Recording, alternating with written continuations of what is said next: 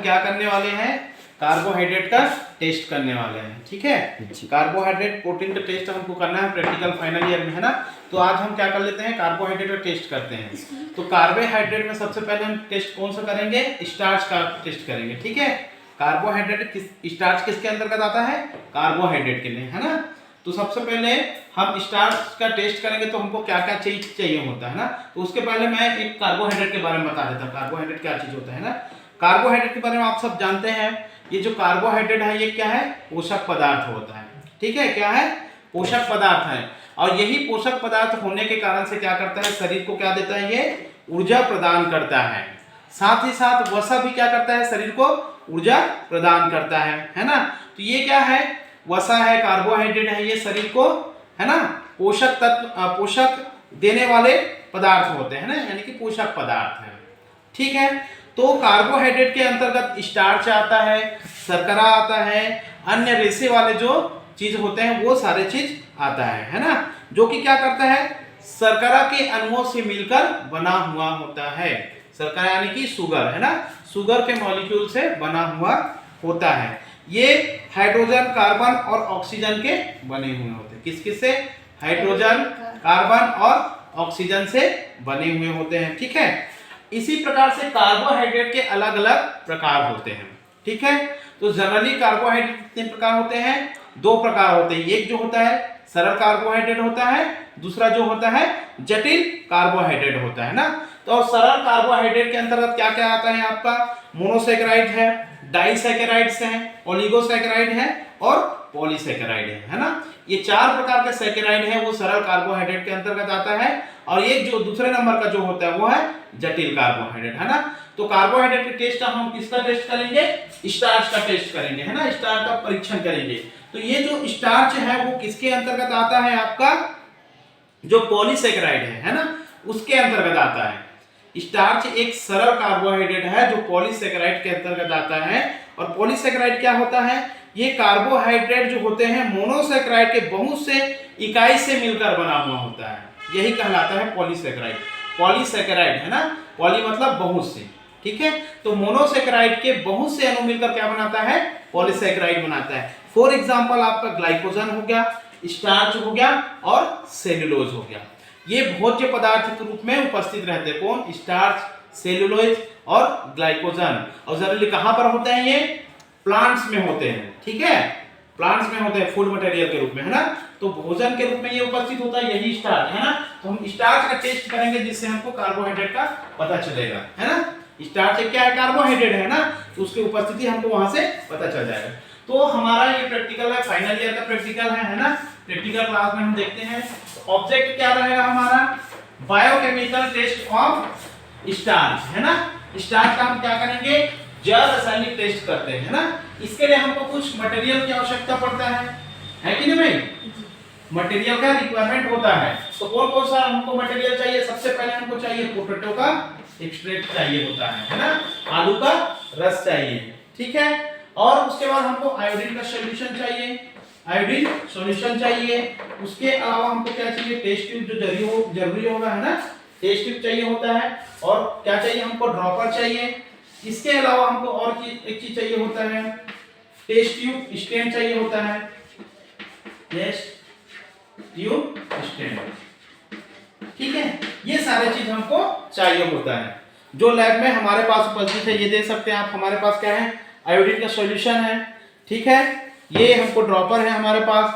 ठीक है, और ये टेस्ट ट्यूब विथ स्टैंड, है ना, टेस्ट ट्यूब है और ये टेस्ट ट्यूब के साथ हमारे पास स्टैंड अवेलेबल है ना।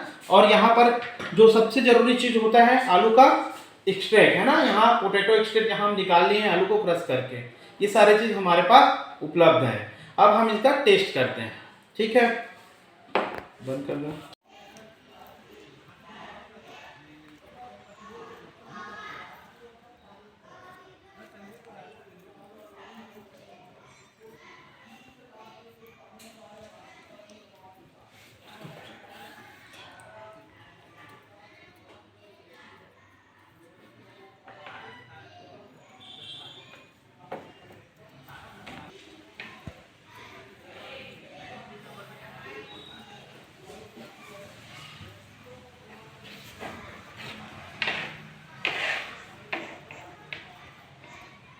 स्टार्च का टेस्ट करने के लिए हम सबसे पहले आलू लेते हैं और आलू को अच्छी साफ धोकर उसके ऊपर का छिलका को निकाल कर उसको अच्छे से क्रश करते हैं, क्योंकि आलू का हमको क्या करना है, एक्सट्रैक्ट निकालना है, आलू का रस निकालना है।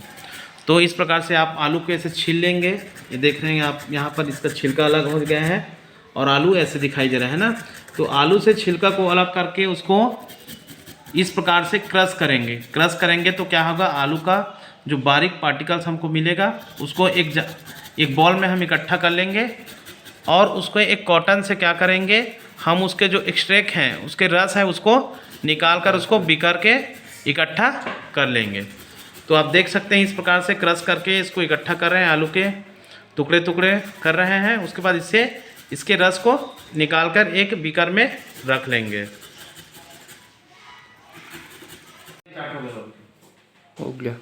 आज हम क्या करने वाले हैं, कार्बोहाइड्रेट का टेस्ट करने वाले हैं, ठीक है।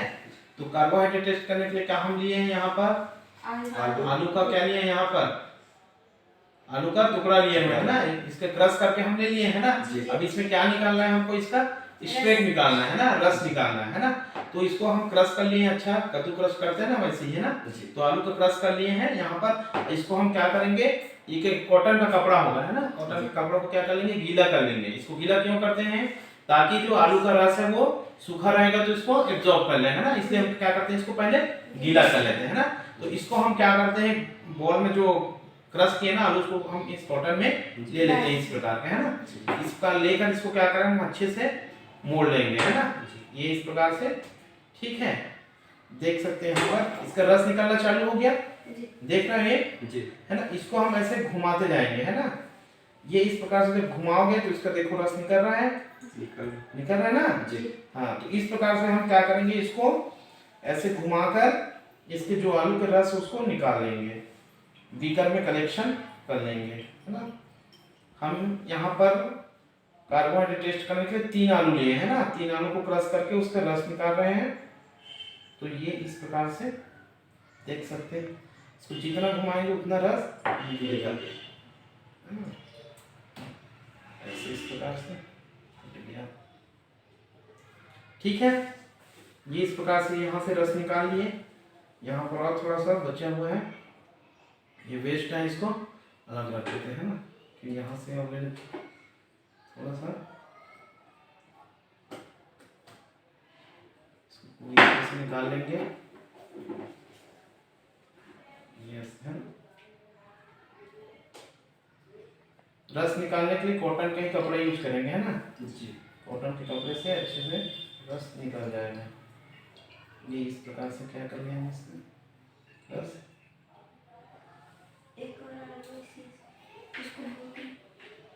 नहीं लगेगी, इतने में हो जाएगा, ठीक है। ये वेस्ट है, इसको फेंक देंगे है ना, इस प्रकार से। तो देख सकते हैं यहाँ पर हम आलू का क्या निकाले, एक्सट्रैक्ट निकाल लिए है ना, आलू का रस इतना काफी है टेस्ट करने के लिए, ठीक है। तो इस प्रकार से आप कॉटन के कपड़े से आलू के रस को निकालेंगे, ठीक है। बस बंद कर दो। पहले हम क्या करेंगे, एक टेस्ट ट्यूब हमारे पास है, इस टेस्ट ट्यूब में हम क्या करेंगे, ड्रॉपर के सहायता से हम इसमें आलू का जो एक्सट्रैक्ट है ना, ये लिखा हुआ पोटैटो एक्सट्रैक्ट, ठीक है। इसको हम टेस्ट ट्यूब में लेंगे ड्रॉपर के सहायता से। ये इस प्रकार से ये टेस्ट ट्यूब है, ये ऐसे करके डालेंगे, ठीक है। एक ड्रॉपर लेकर हम क्या कर लिए, इस टेस्ट ट्यूब में हम है ना जो आलू का एक्सट्रैक्ट है उसको डाल लिए है ना।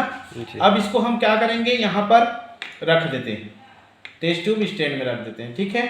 तो मैं रिजल्ट सही आया करके 2 टेस्ट ट्यूब में ले रहा हूँ ना, जो आलू का एक्सट्रैक्ट है उसको 2 टेस्ट ट्यूब में ले लेता हूँ है ना, ताकि रिजल्ट देखने में दिक्कत मत हो, ये ठीक है। इस प्रकार से हम क्या कर लिए, 2 टेस्ट ट्यूब में हम आलू के एक्सट्रैक्ट है उसको ले लिए। अब आलू का स्टैंड लेने के बाद इसको हम टेस्ट ट्यूब स्टैंड में इस प्रकार से रख देते हैं, ठीक है।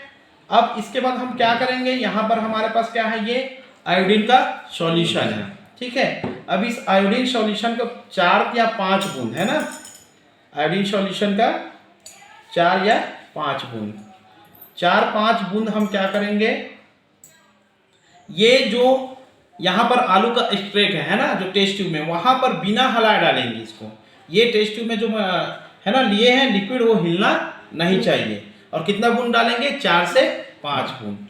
तो यहाँ पर हम क्या कर लेंगे? 4 से 5 बूंद डाल देते हैं। 3, ये 5 बूंद यहाँ हो गया, और 5 बूंद हम इस टेस्ट ट्यूब में डाल देते हैं, ये इस प्रकार से। ठीक है, कितना डाल दिए? दोनों टेस्ट ट्यूब में 5-5 बूंद हम डाल दिए बिना हिलाए, है ना। अब इसको क्या कर लेते हैं? हम इस प्रकार से छोड़ देते हैं। ठीक है, कुछ समय के लिए इसको क्या करेंगे? छोड़ देंगे। उसके बाद इसमें जो रिजल्ट आता है उसको देखेंगे। बंद कर दो। देखेंगे फाइनल रिजल्ट देखते हैं। तो हमको यहाँ पर रिजल्ट दिखाई देता है। जो आलू का एक्सट्रैक्ट लिए थे वो काला और नीला इस प्रकार से आपको दिखाई देगा। इस टेस्ट ट्यूब में आप देख सकते हैं ये कलर आप कैसे दिखाई दे रहा है। आलू का जो एक्सट्रैक्ट था वो काला और नीला आपको दिखाई देगा। कुछ समय हम रखेंगे, कुछ सेकंड, तो ऐसे रिजल्ट आपको दिखाई देगा, है ना। तो यही शो करता है कि आलू में क्या होता है? स्टार्च की उपस्थिति है। ठीक है, आलू का एक्सट्रैक्ट है उसका काला और नीला होना क्या प्रदर्शित करता है कि आलू में क्या है? स्टार्च की मात्रा है। ठीक है, तो ये इस प्रकार से आपको रिजल्ट दिखाई देगा।